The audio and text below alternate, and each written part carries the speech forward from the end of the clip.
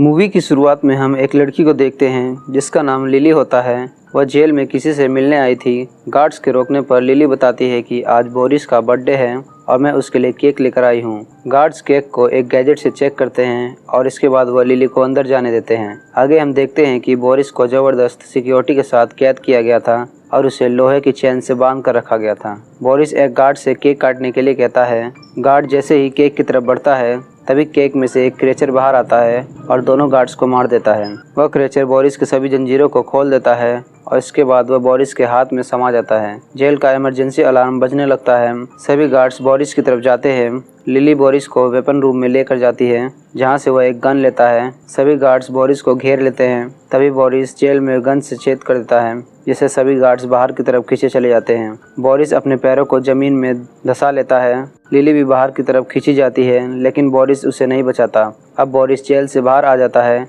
Boris इतना खतरनाक था कि उसे मून पर कैद करके रखा गया था। बाहर आकर वह कहता है कि एजेंट के से बदला लेने का समय आ गया है। नेक्स्ट सीन में हम जे और के को हेडक्वार्टर में देखते हैं। के खास फ्रेंड जेड की डेथ हो गई थी इसलिए आज वह जेड के फ्यूनरल में गए हुए थे। अब जे और के कार में होते हैं तभी ओ का कॉल आता है। वह कहती है कि शहर में कुछ लोगों की बॉडी में अजीब से कीड़े घुस गए हैं, तुम जाकर उनकी इन्वेस्टिगेशन करो। नेक्स्ट सीन में बोरिस जेफरी नाम के एक आदमी से मिलता है। जेफरी बोरिस से यहाँ आने की वजह पूछता है। बोरिस जेफरी से कहता है कि मुझे वो मशीन चाहिए जिससे मैं पास्ट में जा सकूं और उस आदमी को मार सकूं जिसने मेरा एक हाथ काटा था, यानी कि वह के को मारना चाहता था। इसके बाद जे और के को दिखाया जाता है। वह एक चाइनीज़ रेस्टोरेंट में जाते हैं और रेस्टोरेंट के ऑनर वू से मिलते हैं। वह वू के किचन में जाकर बाहरी प्लैनेट्स के एलियंस को देखते हैं जिन्हें वू सबको खिलाता है। के वू को पीटने लगता है और फाइनल वार्निंग देकर छोड़ देता है। जे और के रेस्टोरेंट में बैठे होते हैं। जे के सामने अपने डैड को भला बुरा कहने लगता है क्योंकि जे के डैड उसे बचपन में ही छोड़कर चले गए थे। तभी ओ का कॉल आता है। वह कहती है कि जो स्पेसशिप गिरा था उसे चुराया गया था। के कहता है मैं जानता हूँ, ये बोरिस का काम है, उसे कांटेदार कीड़े खाने का बहुत शौक है। तभी रेस्टोरेंट में बैठे एलियंस जे और के पर अटैक करने लगते हैं। के एक एक करके सभी एक को मार देता है। जे पर एक बड़ी सी मछली अटैक करती है। वह जे को खाना चाहती थी लेकिन जे उसके मुंह के बीच में प्लेट फंसा देता है और उसकी नाक में सॉस डाल देता है जिससे वह बड़ी मछली बहुत तेजी से चीखती है जिससे जे बाहर जाकर गिरता है। लेकिन वह फिश फिर भी जे का पीछा नहीं छोड़ती इसलिए जे उसका हार्ट निकाल लेता है। अब बोरिस के पर अटैक करता है तभी जे गेट खोल देता है जिससे दोनों बोरिस के स्पाइक से तो बच जाते हैं लेकिन वह नीचे गिर जाते हैं। बोरिस के से कहता है कि तुम पहले ही मर चुके हो। अब जे सबकी मेमोरीज मिटा देता है और इसके बाद जे और के रेस्टोरेंट में जाते हैं। वहाँ के कहता है कि 40 साल पहले मुझे बोरिस को जेल में ही मार देना चाहिए था। इसी बीच इन दोनों में बोरिस को लेकर बहस हो जाती है और के कार को लेकर बाहर चला जाता है। जे यहाँ से एमआईबी हेडक्वार्टर जाता है। वहाँ जाकर वह बोरिस के बारे में रिसर्च करता है तो जे को पता चलता है कि बोरिस को के ने पकड़ा था और उसका हाथ भी उसी ने काटा था। तभी यहाँ ओ आ जाती है। जे ओ से पूछता है कि बोरिस और के बीच क्या हुआ था।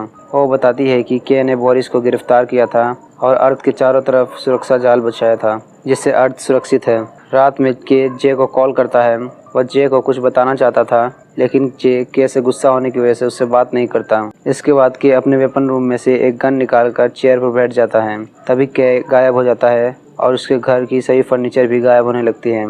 इधर जे को भी फील होता है कि के साथ कुछ गलत हुआ है इसलिए अगले दिन जे के से मिलने जाता है।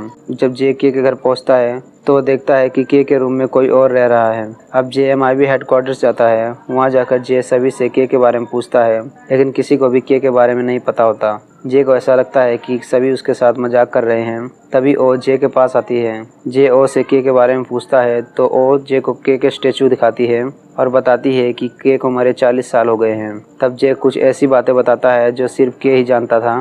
तब जाकर ओ को जे की बातों पर भरोसा होता है। जे कहता है शायद बोरिस ने टाइम में पीछे जाकर के को मार दिया है। इस पर ओ कहती है अगर बोरिस ने समय में छलांग लगाना सीख लिया है तो ये सब के लिए बहुत बुरा साबित हो सकता है। तभी एमआईबी का इमरजेंसी अलार्म बजने लगता है क्योंकि अर्थ पर एलियंस ने अटैक कर दिया था। जे ओ से कहता है कि सुरक्षा कवच को चालू कर दो लेकिन यहाँ कोई सुरक्षा कवच नहीं था क्योंकि के ने ही कवच बनाया था लेकिन के 40 साल पहले मर चुका है इसलिए वह सुरक्षा कवच भी एग्जिस्ट नहीं करता। इसके बाद जे जेफरी के पास जाता है और जाते ही वह जेफरी पर गन पॉइंट कर देता है। जे उससे पूछता है तुमने बोरिस को किस समय में भेजा है लेकिन जेफरी उसे बताने से मना करता है। तभी जे सामने एक बुक देखता है जिसमें बोरिस का नाम लिखा होता है, जिसने 16 जुलाई 1969 में समय की छलांग लगाई थी। जे जेफरी से 15 जुलाई 1969 में जाने के लिए कहता है ताकि वह 1969 वाले बोरिस को मार सके।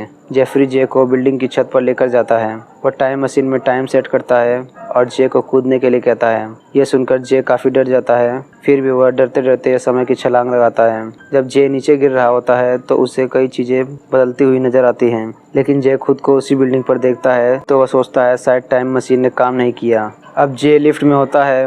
वह लिफ्ट में खड़े एक आदमी से टाइम और डेट पूछता है। तब उसे पता चलता है कि वह अब पास्ट में आ चुका है। जे एक आदमी की कार लेता है और बोरिस की तलाश में निकल पड़ता है। तभी पुलिस उसका पीछा करती है और जे को पकड़ लेती है, क्योंकि जे बिना कार के ओनर को बताए ही उसकी कार लेकर चला गया था। एक ऑफिसर जे की पॉकेट में से मेमोरी इरेज करने का गैजेट निकालता है। जे ऑफिसर से गैजेट पर लगे बटन को दबाने से मना करता है, लेकिन वह ऑफिसर बटन दबा देता है, जिससे दोनों ऑफिसर्स की मेमोरी इरेज हो जाती है। इसके बाद हम बोरिस को देखते हैं, जो रोमन नाम के एक एलियन से कुछ मांगता है, लेकिन रोमन उसे वह चीज़ नहीं देता, इसलिए बोरिस उसे मार देता है। जे बोरिस को मारने के लिए गन निकालता है, तभी यहाँ के आ जाता है और वह जे को बेहोश कर देता है। जब जे को होश आता है तो वह खुद को MIB हेडक्वार्टर्स में पाता है। के जे से पूछता है कि तुम्हारे पास इतने हाईटेक वेपन्स कैसे हैं, तो जे कहता है कि उसने गेम खेलकर वो सब जीते हैं। के को जे की किसी भी बात पर यकीन नहीं होता। वह जे को मेमोरी इरेज करने वाली मशीन में डाल देता है।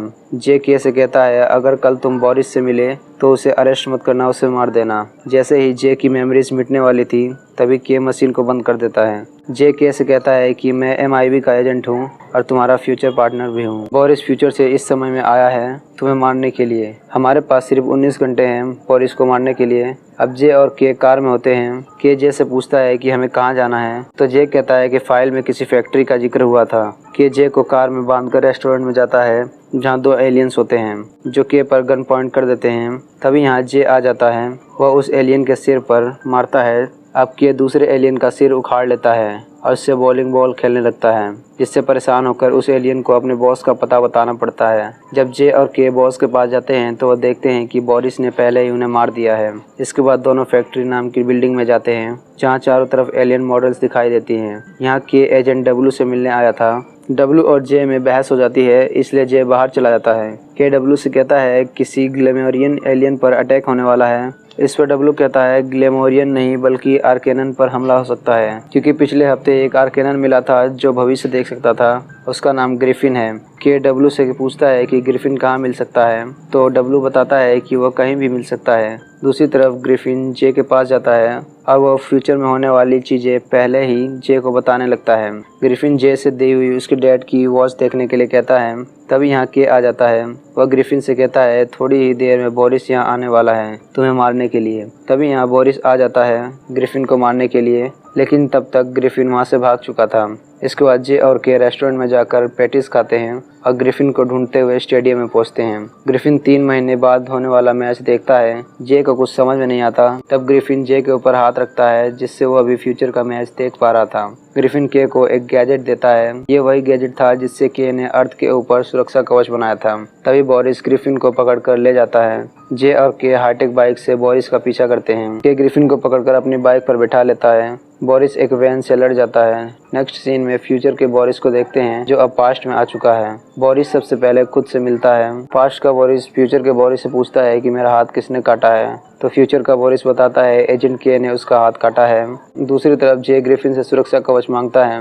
वह कवच ग्रिफिन के सिर में होता है। वह उस कवच को निकालकर उस गैजेट में डाल देता है और जे को दे देता है। ग्रिफिन कहता है एक बार ये आर्कनेट अर्थ के बाहर चला गया तो ये अर्थ के चारों तरफ फैल जाएगा। के सोचने लगता है कि आर्कनेट को बाहर कैसे भेजा जाए। तभी के को याद आता है कि 6 घंटे बाद फ्लोरिडा से मून के लिए स्पेस शटल लॉन्च होने वाला है। के जल्दी से जल्दी फ्लोरिडा पहुंचना चाहता था, लेकिन जे के को जाने से रोकता है। वो के को बताता है कि बोरिस वहाँ तुम्हें मार देगा, इसलिए मैं यहाँ आया हूँ तुम्हें बचाने के लिए। के जे को झूठ बोलने के लिए एक थप्पड़ मारता है। अब जे और के जेट पैक्स में बैठकर फ्लोरिडा पहुँचते हैं। तभी यहाँ आर्मी के कुछ लोग इन्हें पकड़ लेते हैं। इनमें से एक आदमी अपने चीफ को कॉल करता है।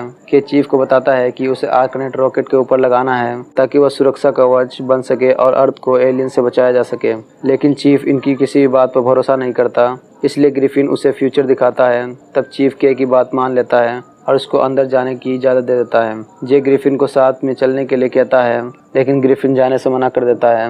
वो बताता है कि जब बोरिस का हाथ कटेगा तब सब कुछ नॉर्मल हो जाएगा और के भी बच जाएगा, लेकिन ध्यान देना बोरिस का हाथ कटते ही तुम अपने समय में वापस चले जाना। इसके बाद चीफ जे और के को रॉकेट तक पहुंचने का रास्ता बताता है। रॉकेट के ऊपर पहुंचने से पहले ही बोरिस दोनों पर अटैक कर देता है। इसी बीच के का पैर फंस जाता है। जे बोरिस का ध्यान भटकाता है।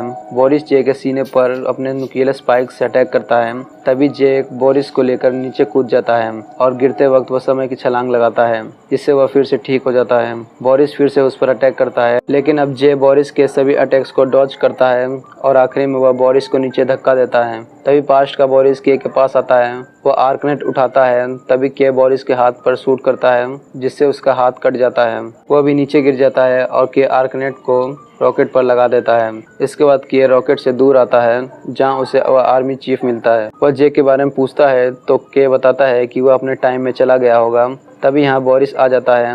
वह आर्मी चीफ को मार देता है। के इस बार बोरिस को अरेस्ट नहीं करता बल्कि उसे मार देता है। चीफ के मरने के बाद उसका एक छोटा सा लड़का कार से बाहर आता है। वह अपने फादर के बारे में पूछता है, लेकिन के उसे कोई जवाब नहीं देता। उस छोटे लड़के के पास एक वॉच होती है जिसमें उसने रॉकेट लॉन्च का टाइम लगाया हुआ था। तभी जे भी उस वॉच को देखता है तो उसकी वॉच में भी वही सेम टाइम था। असल में वो बच्चा कोई और नहीं बल्कि पास्ट का जे था, और जिनकी डेथ हुई थी वो जे के फादर थे। के जे की मेमोरीज इरेज कर देता है।